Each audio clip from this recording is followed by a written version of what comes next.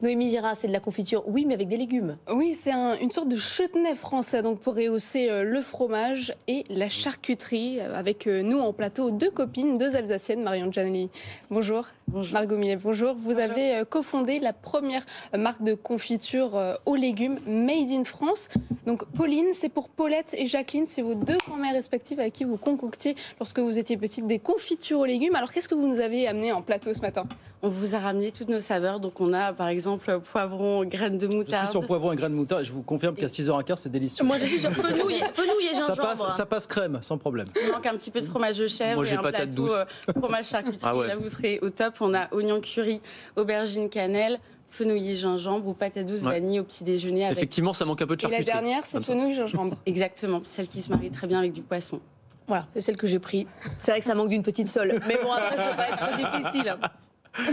Comment vous est venue cette idée? Il y a personne sur le marché de la confiture de légumes aujourd'hui? On est les premiers confituriers de légumes en France. Ça nous est venu de nos grands-mères parce que quand on était petites, on cuisinait avec elles des confitures de légumes. En grandissant, on se rend compte que ça n'existe pas dans le commerce. On a envie de les retrouver et on se rappelle nos souvenirs d'enfance. Donc on décide de créer toute une gamme. Mais effectivement, on est les premiers confituriers de légumes en France. Mais Margot, quand votre grand-mère vous faisait des confitures et qu'elle vous disait non, c'est pas de la framboise, c'est du fenouil, Ouais. vous trouviez ça sympa? Pour moi, c'était ancré dans ma mentalité. C'était normal de consommer des confitures de légumes, confitures de potimarron, confitures de carottes, de courgettes. Donc c'est vrai que c'était un peu évident pour moi quand j'en cherchais. C'est facile à vendre du point de vue marketing, confiture de légumes. Aujourd'hui, je me pose la question. Voilà. Eh bien, il y a Est-ce qu'il y a un tout public, ou est-ce qu'il y a encore un travail. public à conquérir pour vous, finalement? Il faut beaucoup expliquer comment se consomme la confiture de légumes. Donc on parlait avant de fromage, de charcuterie, mais il y a aussi, c'est comme la confiture de figues, aussi bien au petit déjeuner. Dans un fromage blanc, avec des crêpes, aubergine cannelle dans une pâtisserie par exemple.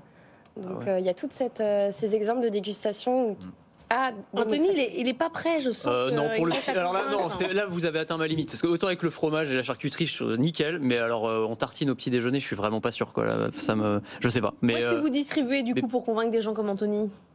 On distribue en ligne à 70%, également auprès de revendeurs professionnels, épicerie fine, concept store, fromagerie. par rapport à une confiture de fruits, c'est le même type de recette, c'est-à-dire vous ajoutez du sucre en fait, c'est la même préparation finalement?